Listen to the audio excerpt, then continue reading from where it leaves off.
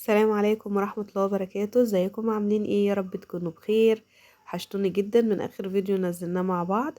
اتمنى يا رب ان فيديو النهاردة يكون عجبكم كده وتتحمسوا منه وتستفادوا منه حتى لو بحاجة بسيطة. النهاردة ان شاء الله الروتين بتاعنا ممتع جدا وجميل. ان شاء الله النهاردة هنغسل مع بعض النيش وهنعمل غدا كده للولاد، وهننزل نجيب شوية مشتروات. بس يلا كده قبل ما نبدأ نقول مع بعض: اللهم إني أبرأ من حولي وقوتي وألجأ إلى حولك وقوتك يا ذا القوة المتين. لو انت بقى يا قلبي أول مرة تشوفيني ما تنسيش كده تشتركي في القناة وتفعلي الجرس وتدوسي على كلمة الكل عشان يوصلك إشعار لكل فيديو جديد بنزله. وما تحرمنيش بقى كده من الكومنت الحلو بتاعك اللي بيشجعني دايما يا رب. يلا كده حبيباتي نخش على الفيديو على طول ونصلي على الرسول ونشوف كده هنعمل ايه النهارده مع بعض. طبعا زي ما قلت لكم كده انا النهارده ان شاء الله هننزل كده، تعالوا مع بعض ننزل نجيب شوية مشتروات كده للبيت ونشوف كده هنعمل غدا ايه. بس بصراحة يعني كده الأول قلت لازم ايه أظبط دماغي الأول. فكانت كده إيه صاحبتي كده وحبيبتي ربنا يخليها يا رب يبارك فيها، كانت جايبة لي كحك. اه والله يا بنات كحك. فقلت كده يعني ايه اخد واحدتين كده واشرب كوباية حاجة ساقعة ويبقى كده انا ايه يعني ظبطت كده دماغي وفطرت وكده الحمد لله. طبعا مش هاكل ده كله يعني، بس ايه انا كنت حاطه في طبق عشان لو بنتي الصغيره خدت كده ولا حاجه ما توقعش كده وتبهدل الدنيا. عايزه اقول لكم يعني ان هم يعني بيحاولوا على قد ما يقدروا ان هم بصراحه يسعدوني. فربنا يسعدهم يا رب ويكرمهم كده زي ايه ما بيحاولوا ان هم يسعدوني، اللهم امين. كده بقى بعد ما فطرت والحمد لله نزلت على طول كده جبت حبة طلبات للبيت. جبت فلفل كده رومي على شطة، دوت ب15 جنيه. جبت كيلو كده قلت احطه في التلاجة. وجبت كمان كده طماطم، الطماطم بدأت تهدى شوية يعني كده. جبتها ب15 جنيه. وجبت كده كيلو بتنجان جبته كده رومي على مكبب. ده كان ب10 جنيه. جبت كيلو بس كده عشان هاخد كده ايه الكبيرة دي النهاردة ان شاء الله هنعمل منها الغدا. وجبت لهم كده كمان تفاح. التفاح دوت يعني بدأ ينزل كده في السوق بس في نفس الوقت غالي جدا يعني. بس اهو بنحاول يعني إيه نغير للولاد بقى، انتوا عارفين وكده بقى نزلات البرد والكلام من ده، فلازم حاجات كده تقوي المناعة يعني. التفاح كان ب50 جنيه والموز كان ب20 جنيه. عايزه اقول لكم ان كل الموز اللي موجود في السوق دلوقتي لسه صغير يعني، بس بصراحه مسكر وزي العسل. وكده كانت بنتي طالبه من باباها كده اللي هي فاكهه الكاكا دي. فكانت صراحه يعني حلوه كده. إيه، يعني عندي الولاد بصراحه بيحبوها يعني. فجبنا كده منها وجبنا كده كده ايه كده كده دي. جبت ربطة جرير كمان. عايزة اقول لكم ان الكاكا قبل ما انسى كان سعرها 30 جنيه. وتاني يوم يعني او تالت يوم كده باباها لقاها جبناها ب25 جنيه. فكده قلت ايه ابتدي الاول كده اعمل غدا للولاد، اجهز كده اكلي وابقى في الامان قبل ما اشتغل في اي حاجة. لان كان اليوم دوت صراحة يعني ايه الولاد نزلوا راحوا المدرسة وانا خدت لي كده ساعتين تاني يعني. فانتوا عارفين بقى كده دور البرد اليومين دولت بصراحة بيبقى صعب جدا. ويعني الواحد بياخد برشام وكده ومضاد حيوي فايه بيبقى مهبط الواحد شوية. فالحمد لله والشكر لله. قلت كده اول حاجة كده اعمل لهم الغدا. عملت غدا النهاردة اقتصادي خالص كده. عملت لهم صينية مسقعة. طبعا انا حاطة فيها فلفل حامي وفلفل بارد. الفلفل الحامي سايباه زي ما هو طبعا عشان ما يخليش المسقعة كلها مولعة، وانتوا عارفين بقى ايه ان في جزء بيحب الحامي والجزء التاني لا. وانا بصراحة من ضمن الجزء التاني اللي ما بيحبش الحامي يعني. وكنت عاملة كده طبق شكشوكة كده بسم الله ما شاء الله والله العظيم. كانت أكلة جميلة جدا.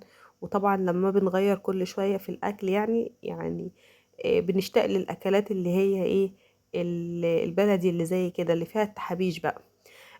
بعد كده ما جهزت الغدا بتاعي وغديتهم كده والحمد لله، وغسلت مواعين الغدا كمان عشان انا عايز الرخامات كده جنبي تبقى فاضية.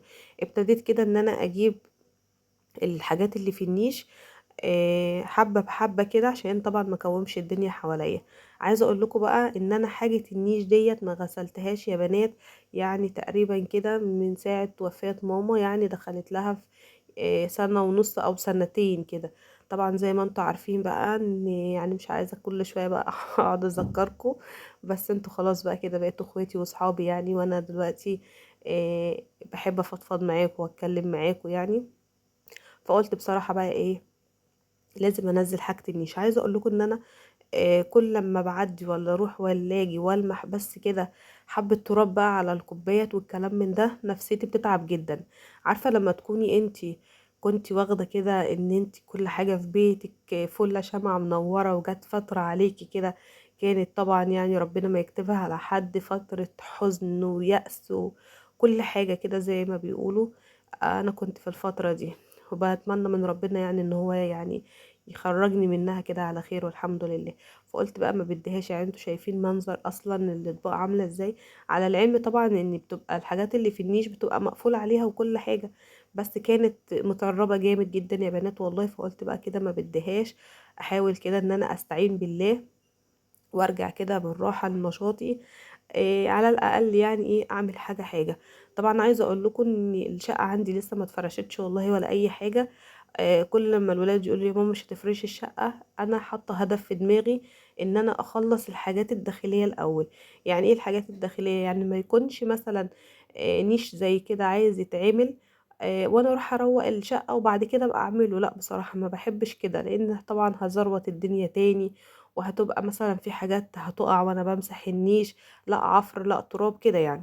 فقلت بقى إيه كده ايه اخلص الاول حاجه حاجه. الناس بقى كلها بنات عندها نيش واحد، وانا بسم الله ما شاء الله عندي اتنين يعني.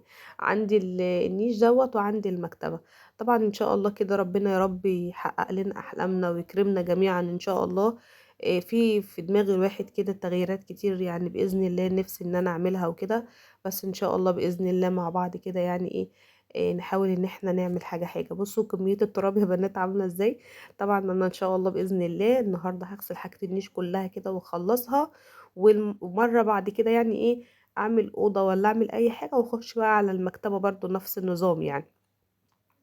عايزه اقول لكم بقى كده ان انا على الرغم ان انا والله العظيم كنت تعبانه، بس عايزه اقول لكم ان نفسيتي ارتاحت جدا. ليه بقى؟ عارفه ما بتكوني انت عايزه تعملي حاجه وكل يوم تقولي النهارده بكره لا انا النهارده مش قادره مش عارفه ايه، فتحس ان كده في جبل كده على قلبك. انما كده لما الحاجه بتعمليها وبتخلصي منها فانت بترتاحي صراحه، وفي نفس الوقت يعني ايه كله من علينا يعني. فالحمد لله كده ربنا يعيننا جميعا يا رب، ويعين كل واحدة كده على خدمة بيتها وولادها اللهم امين، ويرزق كل واحد كده يا رب الذرية الصالحة. وندعي كده يا بنات لمرضانا اجمعين ربنا يشفيهم يا رب، ويشفينا من ضمن ان شاء الله، ويرحم امواتنا ويرحم اموات المسلمين اجمعين اللهم امين.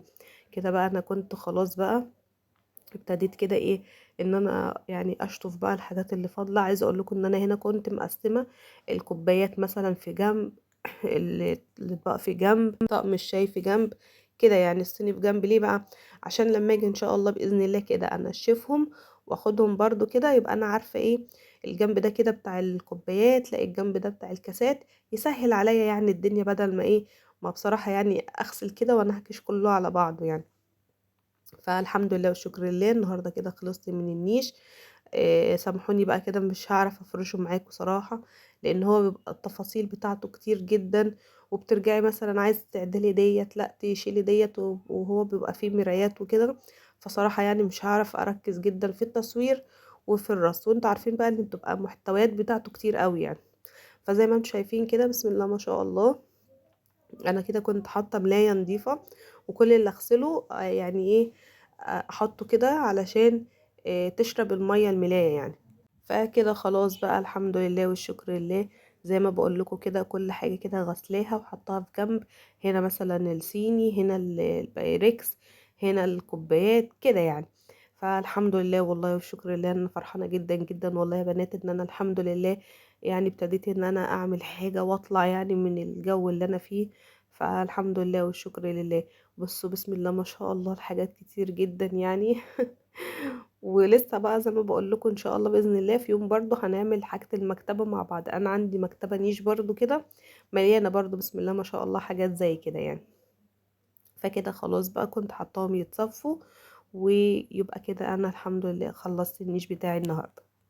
عايزة اقول لكم بقى ان انا كده هقعد مع نفسي وامسكهم برضو كده ايه، انشف بقى على السريع، يعني اخد حبة بحبة كده وانشف وارص على طول. إيه كده بقى، كنت خلاص بقى وصلت لاخر اليوم، كنت تعبت جدا بقى.